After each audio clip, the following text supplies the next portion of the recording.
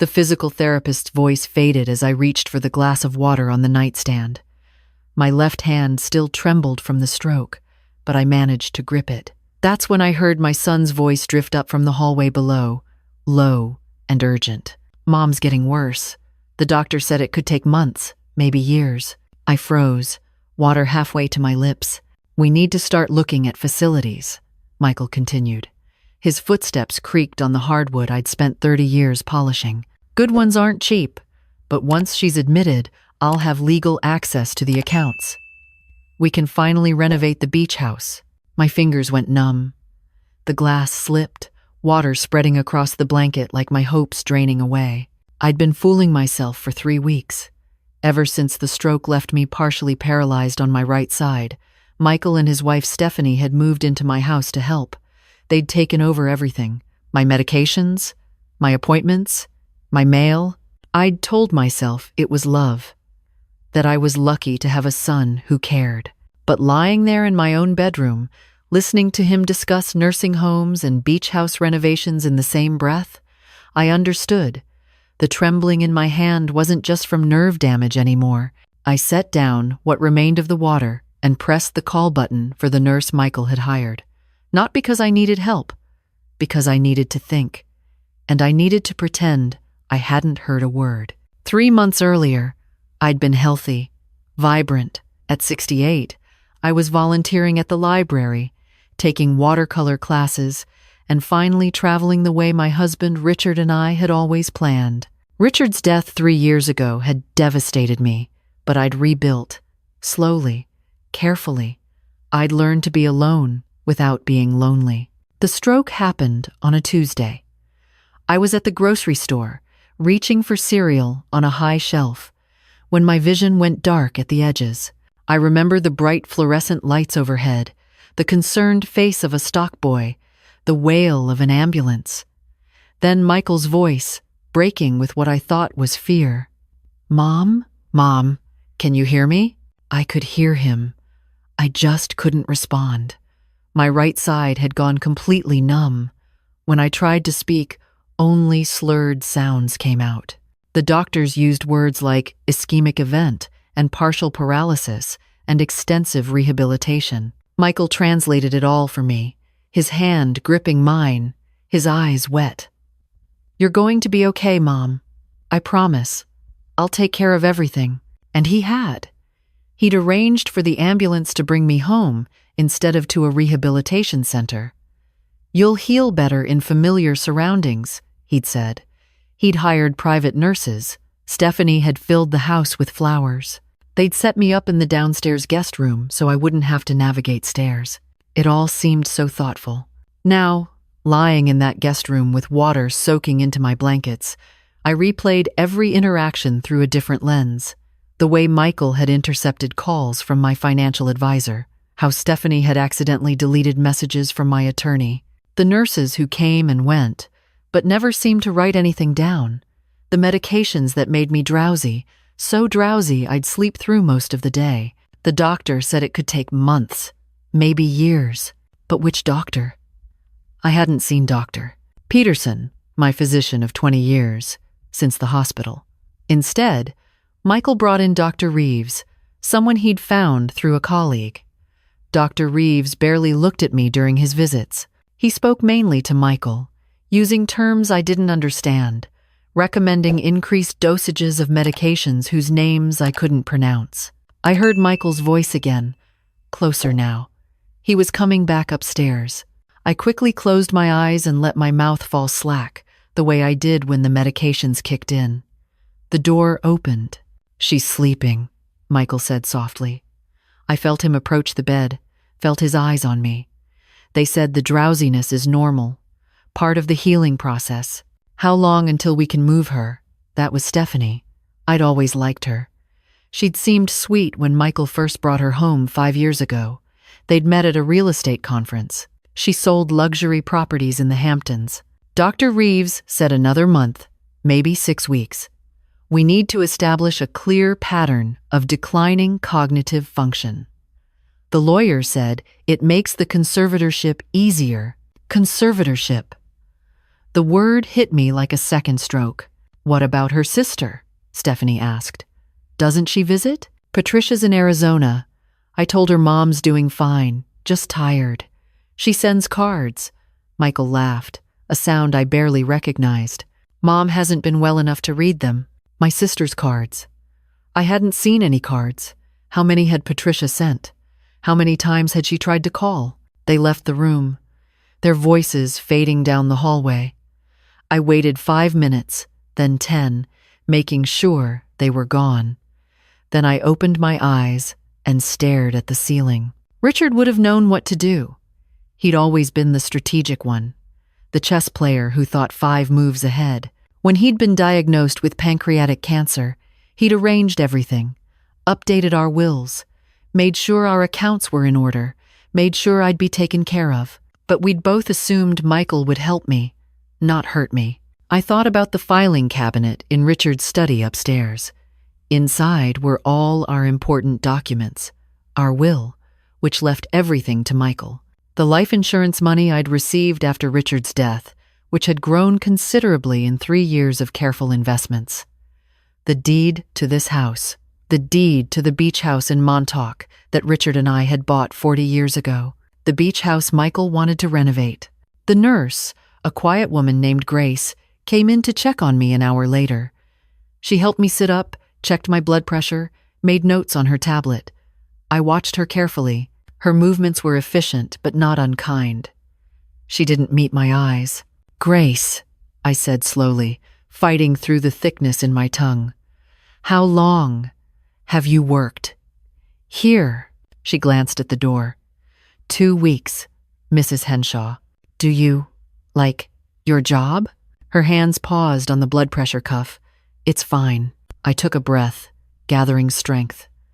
Do you think I'm getting better? Grace's expression shifted, just for a moment.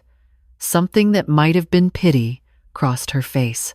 I'm not a doctor, Mrs. Henshaw. You should ask Dr. Reeves. But her eyes told me what her words didn't. She didn't think I was getting better, or maybe she didn't think I was as sick as they claimed. After she left, I spent an hour forcing my right hand to move, just small movements, fingers curling and uncurling. Richard used to joke that I was the most stubborn woman he'd ever met. Once Dorothy sets her mind to something, he'd tell friends, might as well step aside. She's going to do it anyway. I was setting my mind to something now. That night, I pretended to take my evening medications. When the nurse turned away to fill out her chart, I tucked the pills under my tongue, then spit them into the tissue I kept wadded in my left hand. It tasted bitter, but I managed. An hour later, when the usual drowsiness didn't come, I felt more alert than I had in weeks. I heard Michael and Stephanie talking in the kitchen below, something about power of attorney and next week, then footsteps on the stairs. I closed my eyes and regulated my breathing. Michael came in, stood by the bed.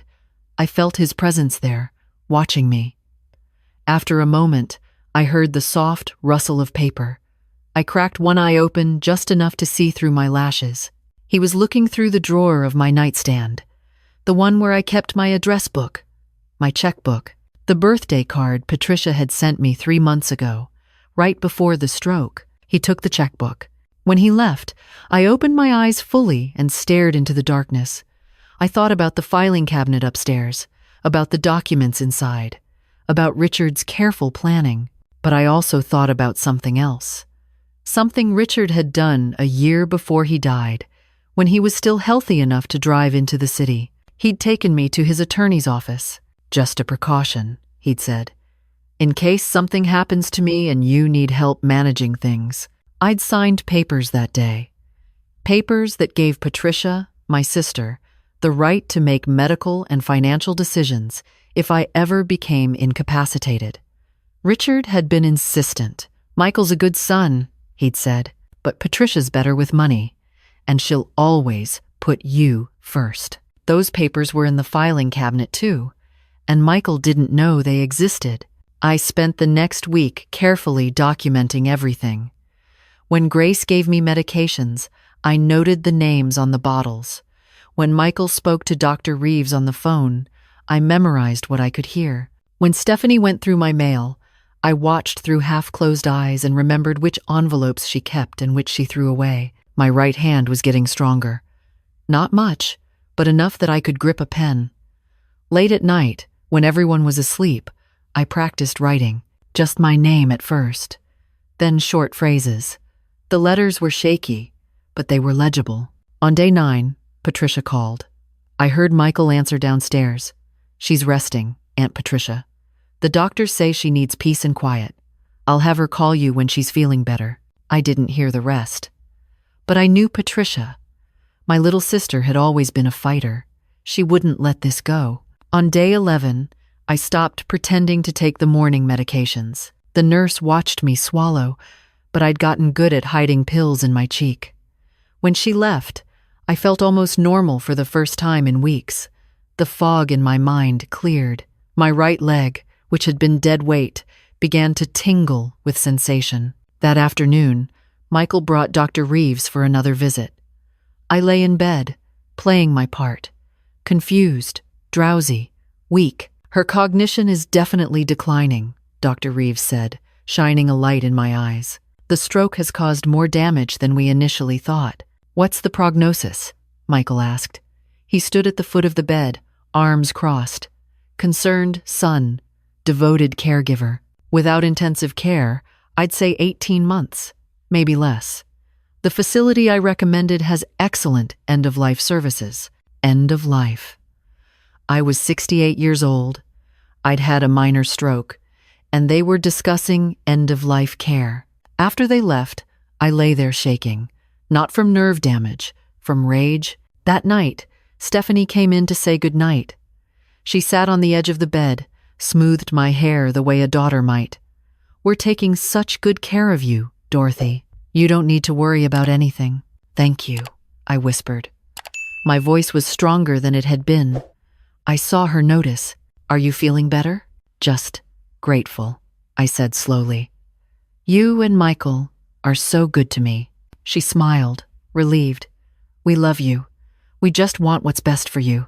I know, I said, and I let her believe I meant it. The next morning, I asked Grace to help me to the bathroom. It was the first time I'd attempted to walk since the stroke. My legs were shaky, but with her support, I managed. When we reached the bathroom, I asked her to wait outside. Are you sure, Mrs. Henshaw? What if you fall? I need privacy, I said firmly. Please. She hesitated, then nodded. The moment the door closed, I moved as quickly as my trembling legs would allow. There was a small window above the toilet, the kind that tilted open. I pushed it wide and looked out. My neighbor's house was visible through the trees, Mrs. Chen. We'd been friends for 15 years. She still brought me tomatoes from her garden every summer. Or she had, before Michael had started turning visitors away at the door. I couldn't shout. Michael would hear, but I could see Mrs. Chen's kitchen window, and if I waited long enough, there, movement. Mrs. Chen at her sink. I grabbed the hand towel from the rack and waved it through the window. Once, twice, again. Mrs. Chen looked up, squinted, saw me. I pressed my finger to my lips. Then I pointed down, toward my front door, and shook my head. She frowned, confused. I did it again, pointed at the door, shook my head, made an X with my arms. Understanding dawned on her face. She nodded once, quick and deliberate, then disappeared from view. Mrs. Henshaw? Grace's voice came through the door. Are you all right? Coming, I called, and flushed the toilet for show. That afternoon, I heard the doorbell. Michael answered. Can I help you? I'm here to see Dorothy. Mrs. Chen's voice was pleasant but firm. I've brought soup. That's kind of you, but Mom's not up for visitors. Doctor's orders. I see. Well, perhaps you could give her this. A pause. Actually, I'd really like to give it to her myself. Just for a moment. I'm sorry, that's not possible. She's very weak. Michael, I've known your mother for 15 years. Surely a 5-minute visit wouldn't hurt. I appreciate your concern, Mrs. Chen, but my mother needs rest. I'll make sure she gets the soup. The door closed. I heard Michael's footsteps move toward the kitchen. I heard the sound of the trash compactor. Mrs. Chen's soup, which had probably been perfectly good, thrown away. But Mrs. Chen had seen me.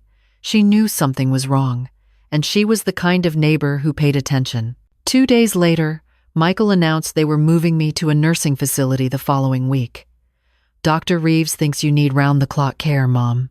Professional care. We've found a wonderful place. Where? I asked. Upstate. Beautiful grounds. Very peaceful. 2 hours from here. 2 hours from Mrs. Chen, from Dr. Peterson, from anyone who knew me.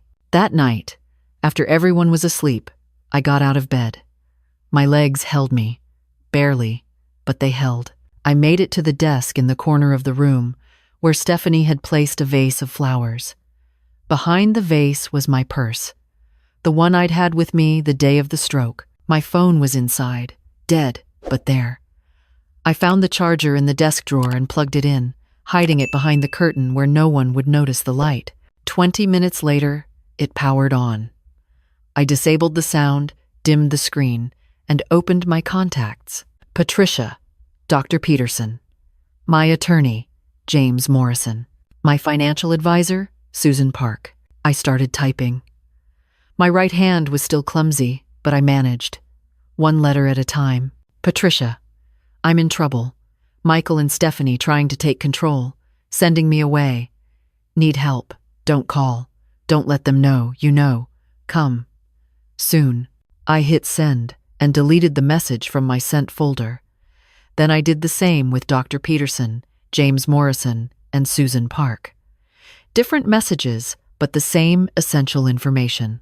Then I turned off the phone, hid it back in my purse, and climbed into bed. My heart was racing. My hands were shaking. But for the first time since the stroke, I felt like myself. The next day, everything seemed normal. Michael brought me breakfast. Grace gave me medications I didn't take. Stephanie read to me from a book I pretended to follow. But that afternoon, my phone buzzed in my purse. Once, twice, 3 times. They'd gotten my messages. They were coming. On day 17, Dr. Peterson arrived at my door, not calling first, not making an appointment, just appearing, with his medical bag and his no-nonsense expression. I'm here to see Dorothy, he told Michael. Dr. Reeves is handling her care now. Is he? Funny. Dorothy is still listed as my patient. I'd like to examine her myself. That's really not necessary. Actually, Michael, it is. I have a legal and ethical obligation to ensure my patients receive appropriate care. So, either you let me in, or I call Adult Protective Services. Your choice. There was a long pause. Then Michael stepped aside. Dr. Peterson came into my room, closed the door, looked at me with eyes that had seen me through pneumonia, through Richard's death, through every crisis of the past 20 years. Dorothy, he said quietly, tell me the truth, all of it. And I did. Every word spilled out, stronger and clearer than I'd spoken since the stroke. I told him about the medications, about Dr. Reeves, about the conversations I'd overheard. I told him about the nursing home, about the conservatorship, about the beach house renovations. He listened, made notes, then he examined me. Actually examined me, checking my reflexes, my cognitive function, my motor skills. You've had a minor stroke, he said finally. Emphasis on minor. With physical therapy and time, you should recover most of your function. There is absolutely no medical reason for a nursing home. And these medications, he looked at the bottles on my nightstand, these dosages are inappropriate for someone with your condition. They're keeping you sedated. Can you help me? I'm already helping you. I'm documenting everything. And I've contacted a colleague who specializes in elder abuse cases. Elder abuse. The words made it real. Dr. Peterson left after an hour. Michael tried to intercept him at the door, but Dr. Peterson walked right past. I'll be back tomorrow, he said loudly enough for me to hear, and the day after that, and every day until I'm satisfied with Dorothy's care. That evening, Patricia arrived. She didn't knock. She used the key I'd given her years ago and walked straight into my room. Aunt Patricia Michael started. "Save it," Patricia said. She was 5 years younger than me but had twice my fire. "I've already spoken to Dorothy's attorney. I have medical power of attorney, filed 3 years ago. I've also spoken to Dr. Peterson, who's filed a report with Adult Protective Services. So here's what's going to happen. You and Stephanie are going to pack your things and leave. Today, this is my mother's house, and I'm her medical proxy, which means until she's declared competent by an independent physician, not your Dr. Reeves, I'm in charge. So, leave." Michael's face went red. "You can't just—" "I can, and I am. There are 2 police officers in the driveway," Dr. Peterson called them. "You have 1 hour." I heard it all from my bed. Heard Michael's protests, heard Stephanie's desperate justifications, heard the sounds of suitcases being packed, of drawers being slammed, of the front door finally closing. Then Patricia came into my room, sat on the edge of my bed, took my hand. "Hey, Dot," she said softly. It was Richard's nickname for me. "I've got you." And for the first time in 3 weeks, I cried. Not from sadness or fear, from relief. The next morning, James Morrison arrived with a stack of documents. "We need to update everything," he said. "New will, new power of attorney, new beneficiaries. And I'm recommending a restraining order against Michael and Stephanie." "Restraining order?" The words felt foreign. "They attempted to fraudulently gain control of your assets. That's a crime, Dorothy. A serious one." Over the next week, the truth emerged. Michael had debts, gambling debts, primarily, though there were also failed investments and a lifestyle that exceeded his income. Stephanie's real estate business was struggling. They'd seen my stroke as an opportunity. Dr. Reeves, it turned out, wasn't really a doctor. Not anymore. He'd lost his license in Connecticut 2 years ago for prescribing unnecessary medications to elderly patients. Michael had found him through an online forum for people seeking flexible medical professionals. The nursing home they'd chosen was real, but it was under investigation for financial exploitation of residents. Families would check their elderly relatives in, sign over power of attorney, and then watch as the facility bled their assets dry through inflated care costs. If Michael had succeeded, I would have been there within a week. Within a month, he would have controlled everything. Within a year, there would have been nothing left. Patricia moved in while I recovered. Real physical therapy this time, with a licensed therapist who worked on rebuilding my strength. Dr. Peterson visited weekly, monitoring my progress, adjusting medications that were actually appropriate for my condition. Mrs. Chen brought soup. Real soup this time, which I ate while sitting at my own kitchen table. 3 months after the stroke, I could walk without assistance. 6 months after, I was back at the library, volunteering. The watercolor classes could wait. I wasn't quite ready for that level of fine motor control, but I was healing, really healing. Michael tried to reach out once. A letter, mailed from Florida. It started with, "I'm sorry you misunderstood," and ended with a request for money to get back on his feet. I burned it in the fireplace and didn't respond. Patricia asked me once if I regretted pressing charges. "He's your son," she said gently. I looked out at the garden Richard and I had planted together, looked at the life we'd built, the home we'd made, the future I'd almost lost. He stopped being my son when he decided I was worth more to him, incapacitated than healthy, I said. I regret that it took a stroke for me to see it, but I don't regret protecting myself. The beach house in Montauk stayed in my name. I still own it. Sometimes I go there on weekends, watching the waves crash against the shore, remembering Richard, remembering how close I came to losing everything he'd worked to give me. The house Michael wanted to renovate, the house he'd already spent in his mind, divided up and sold off piece by piece. It's still mine, and when I'm gone, it'll go to Patricia, to Mrs. Chen's grandchildren, to the Library Foundation, to anyone who showed me kindness when I needed it most. But not to Michael. Not ever to Michael. People ask me sometimes how I found the strength, how I knew what to do. The truth is, I didn't. I just refused to give up. Richard used to say I was stubborn. He meant it as a compliment. For once, that stubborn streak saved my life. Maybe saved my soul too. When you're lying in bed, hearing your own child plot your decline, you have two choices. You can let the betrayal paralyze you, or you can let it clarify everything. I chose clarity, and every day I wake up in my own home, make my own decisions, live my own life. I'm grateful I did. Not grateful for the stroke, not grateful for the betrayal, but grateful I had enough fight left to save myself. Because in the end, that's all any of us can do. Fight for ourselves when no one else will. Stand up, even when our legs shake. Speak up, even when our voice trembles. Survive, even when survival seems impossible. I survived. And I'm still here, in the house Richard and I built together, living the life we planned.